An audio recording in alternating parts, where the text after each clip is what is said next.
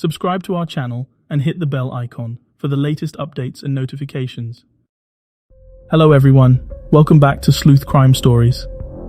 Today, I'm going to tell you about a very mysterious missing persons case that happened in the year 2000.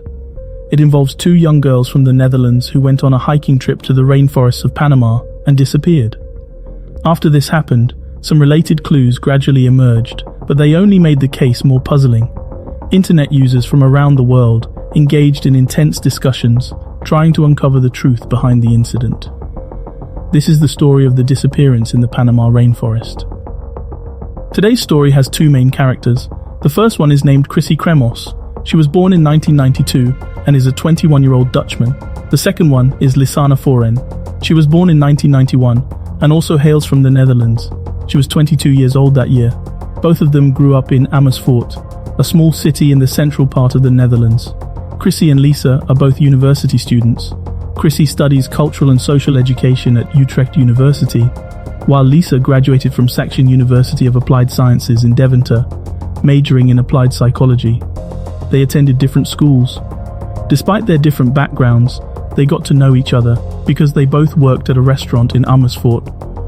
Their similar ages and shared interests quickly turned them into inseparable best friends. Later, Chris and Lisa moved into the same apartment to live together. Lisa, standing at 1.84 meters tall, had a strong and athletic build. She used to be a volleyball player at school. Chris, on the other hand, was not as tall, standing at 1.67 meters. However, she had a keen interest in traveling and was studying Spanish. So they decided to embark on a study trip abroad. To make this happen, they saved up their entire 6 months' worth of salary. After much discussion, they chose Panama as their study destination. Panama is a country that spans across North and South America, with Spanish being its official language. The country is most famous for the Panama Canal, which not only connects the Pacific and Atlantic Oceans, but also separates North and South America. This makes Panama a geographically unique place. Chris planned to go to Panama for a 6-week study trip. The trip had several objectives. Firstly, of course, it was for traveling. They had worked hard to save up half a year's salary, so they wanted to reward themselves. Secondly, they planned to volunteer at a local school, teaching English to the children and also learning Spanish themselves. Thus, on a day in March 2014, Chris and Lisa made all the necessary preparations and set off with their luggage. On March 15th, 2010, a Sunday, 27-year-old Chris and 22-year-old Lisa boarded a plane and left the Netherlands, arriving in Panama. They were filled with anticipation for their upcoming 6-week life in Panama. Upon arriving, they headed to a beach in the northwest, where they indulged in the sun, sand, and delicious food. During this time, they also made a few new friends. 2 weeks later, on March 29th, they left the beach and traveled to a place called Bocas. It was a small town in the western mountains of Panama, near the famous Baru volcano. Once they arrived, Chris and Henry found accommodation at a local guest house. The host of the guest house was named Miriam, a warm and hospitable person who had hosted many international students before. The reason Chris and Lisa came to Bocas was that they had previously applied to volunteer at a school in the area. However, when they went to the school, they were informed that classes had already started earlier. The school had sent them an email reminder a week ago, but perhaps due to being too absorbed in their beach activities, they had forgotten to check their mailbox, causing them to miss the opportunity to volunteer. Chris and Lisa had already booked their return tickets to the Netherlands when they initially departed, so they had to continue staying in Panama for another 4 weeks. Chris mentioned that shortly after checking in, he established a good relationship with Miriam, the guest house host. Despite Chris and Lisa not being fluent in Spanish, Miriam patiently listened and communicated with them. Upon learning about their interest in learning Spanish, Miriam recommended a local language school to them. They decided to enroll in a course at the language school near their accommodation. Since it was a study trip, apart from learning, the most important aspect was, of course, sightseeing. The school's principal recommended a series of tour routes in the surrounding area, which piqued their interest. Due to the complex terrain of the local tropical rainforest, inexperienced individuals could easily get lost. Therefore, Chris and Lisa hired a guide named Filiano Gonzalez. They made arrangements to depart together with the guide on April 2nd. Under the guidance of the guide, they embarked on a 3-day hiking journey. Chris and Lisa checked into the guest house on March 29th, and before they knew it, it was already April 1st. It was a Tuesday. According to the plan, they were supposed to begin their tour the next day, on April 2nd. However, the weather outside was exceptionally good, and with time to spare at the guest house, Chris and Henry decided to explore on their own. They heard about a nice hiking trail nearby called Sunday, named after a pianist, and they decided to refer to it as the Pianist Trail. In the mountainous region northeast of Bacote, there lay the secluded Pianist Trail. This trail, spanning 8 kilometers, meandered through dense tropical jungle, adorned with enchanting streams and cascading waterfalls. On clear days, those who reached the mountaintop were rewarded with breathtaking vistas of the azure Caribbean Sea in the distance. Embarking on this adventure allowed Chris and Lisa to immerse themselves in the wonders of Panama's tropical rainforest. Thankfully, the trail wasn't excessively long, enabling them to complete it within a day without interfering with their planned activities alongside the local guide the following day. Miriam, the owner of their guest house, expressed her concerns when she discovered their intention to explore the secluded trail unaccompanied. She stressed the necessity of dedicating an entire day to the trail, particularly for inexperienced hikers. Miriam warned them about the potential dangers lurking in the treacherous rainforest. Despite Miriam's reservations, Chris and Lisa brushed off her worries. They believed the trail wasn't too obscure and assumed they would encounter other tourists along the way. Encouraged by their determination, Miriam relented and offered them Azong, a well-trained mixed-breed husky. With Azong's assistance, they felt more confident about finding their way back. So on the morning of April 1st, Chris and Lisa Clifford left the guest house and took a taxi to the starting point of the P Trail. The day quickly passed, and by the evening of April 1st, Chris had not returned to the guest house, while Lisa's dog, Akaso, had returned alone. Miriam, the owner of the guest house, found it strange and began to worry. She searched around the guest house but couldn't find any trace of the two. Another day passed, and it was now April 2nd, the day they had planned to hike with the guide. The teacher from the language school and the guide, Gonzalez, arrived at the guest house and asked Miriam if she had seen Chris and Lisa. Miriam informed them that the two had not returned the previous night. As they thought about it, they found it increasingly strange. How could Chris and Lisa disappear on the day they had planned to hike? They started to suspect that the two might have already returned to their home country. With Miriam's guidance, they entered Chris and Lisa's room. Their belongings and personal items were still there, indicating that they didn't need to return home. They waited for a whole day, but Chris and Lisa still didn't come back. Concerned about the situation, they took action and went to the local police station with Gonzalez at 9 p.m.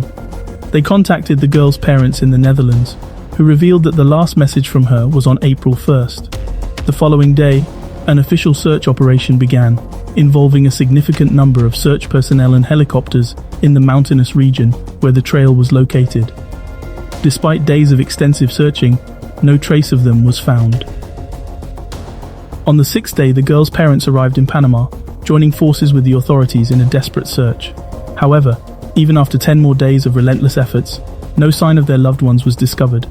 The parents then offered a $30,000 reward for any information. News of the Dutch girl's disappearance quickly spread throughout the local community. Especially the posters were plastered everywhere, even on highway billboards, displaying the missing persons notice of the two individuals. The girl had disappeared. 10 weeks later, on June 17th, there was finally a breakthrough in the case. A local woman arrived at the police station carrying a blue backpack. She informed the police that she was from the village of Otoromero. On that day, while working in the rice fields near the banks of the Prague River, she noticed a blue beret not far away. The woman stated that the backpack had appeared there today because she worked in the fields every day and hadn't seen it yesterday. The police opened the blue backpack and found neatly folded underwear, 2 cheap sunglasses, 2 mobile phones, 1 iPhone 4 and 1 Samsung Galaxy S3, a Canon PowerShot camera, a medical insurance card with Chris's name on it, an empty water bottle, and $83. Clearly, the backpack was a significant piece of evidence in their disappearance. The Dutch girls were once again in the police's focus, starting with the camera. They discovered that the camera's SD card was intact. The police retrieved the SD card, which contained photos of Chris and Lisa. However, these photos deepened the mystery. Among them were images taken at the airport, a beach in Panama, and a seaside restaurant, indicating their interactions and friendships during their journey. On April 1st, they took several photos along the P Trail, displaying their enthusiasm amidst stunning scenery. They reached the mountaintop as expected, but a photo taken at 1:20 p.m. revealed their decision to continue further into the jungle instead of retracing their steps. Another photo at 1:54 p.m. captured them crossing a small stream. In addition to the April 1st photos, the police discovered more pictures of Chris and Lisa taken after that day on the camera's memory card, adding to the enigma surrounding their disappearance. April 1st was the day they set off. There were no photos for the next 6 days until the early hours of April 8th, when the camera captured 90 strange night landscape photos. Most of these photos were pitch black, unclear, and their purpose was unknown. However, there were a few photos that were clear, making them peculiar. For example, one photo showed several tree branches with 2 red plastic bags tied to them, seemingly an attempt to seek help and attract attention. Another photo appeared to be the back of a person's head, believed to be Chris because of his blondish blue hair. Among the evidence found in the backpack, apart from the camera, were 2 mobile phones. Chris used an iPhone, while Lisa used a Samsung phone. Records showed that on April 1st, the iPhone attempted to make a call at 4:39 p.m., possibly to report an emergency. The Samsung phone made a call at 4:51 p.m. using the emergency number, which turned out to be the Dutch emergency line instead of Panama's. Next, from April 7th to 11th, the iPhone made a total of 77 emergency calls, none of which were answered.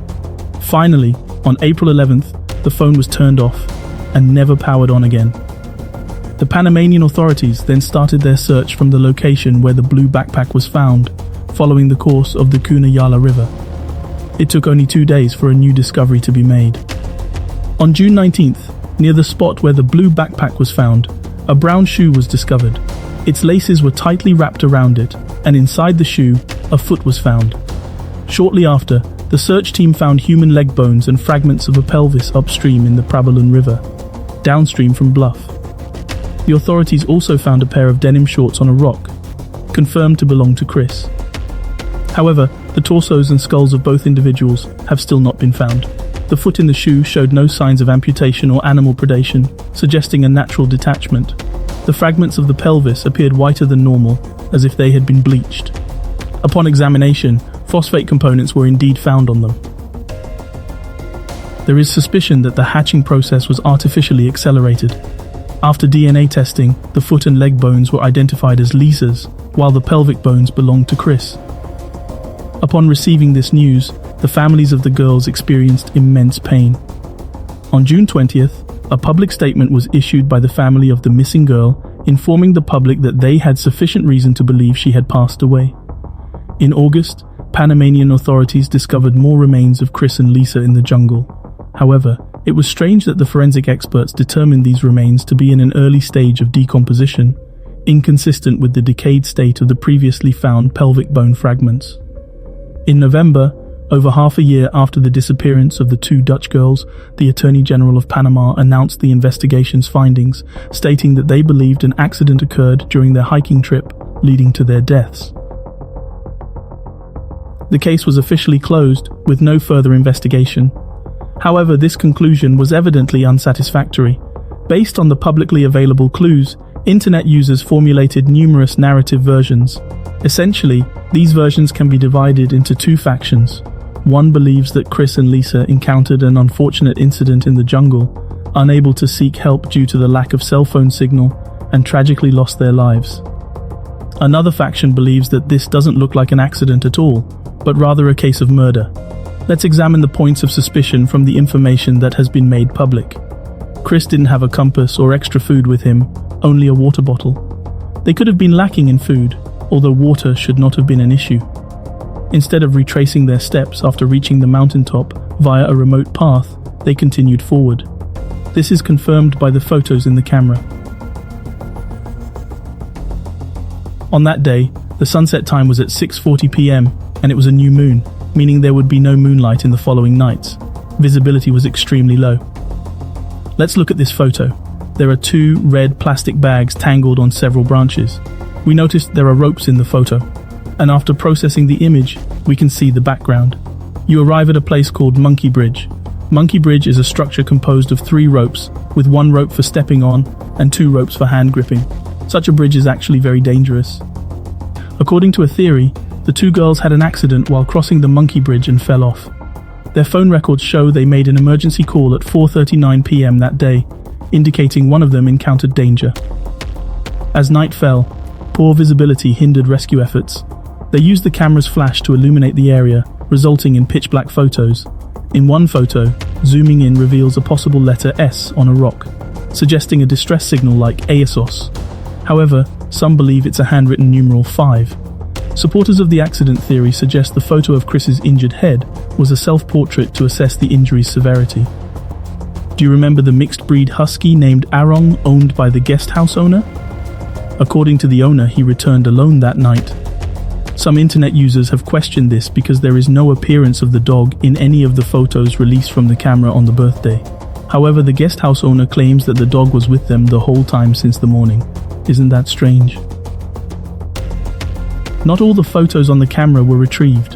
One photo was deleted and couldn't be recovered.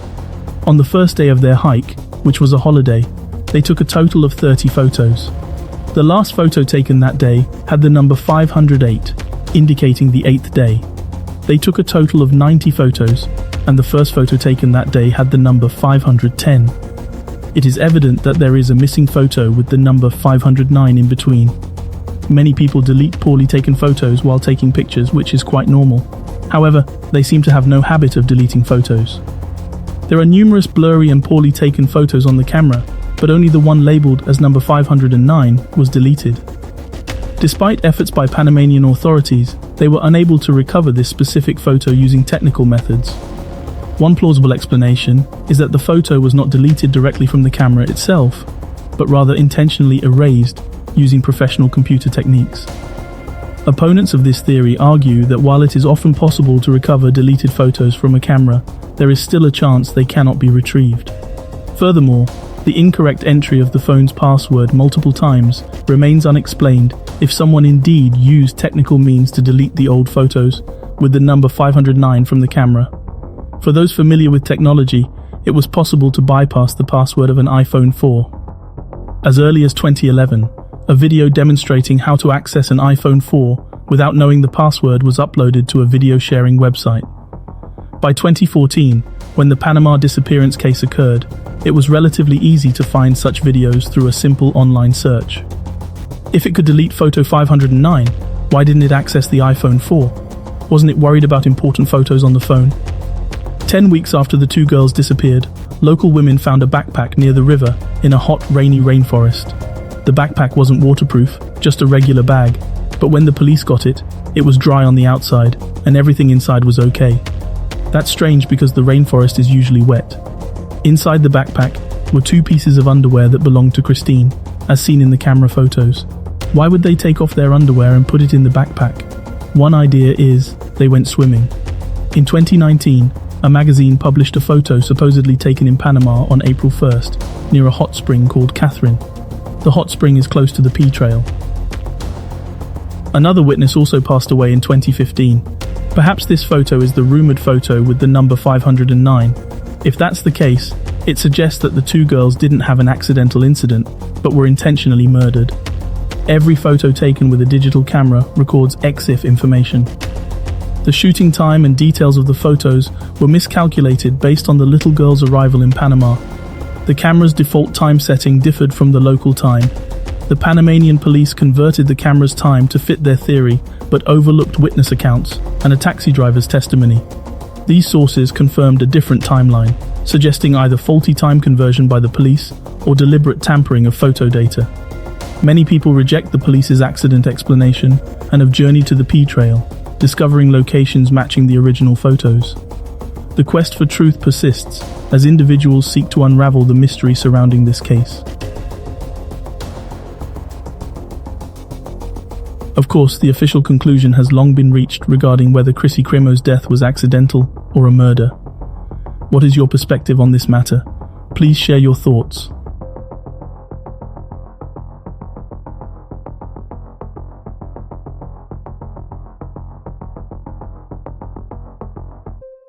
Subscribe to our channel and hit the bell icon for the latest updates and notifications.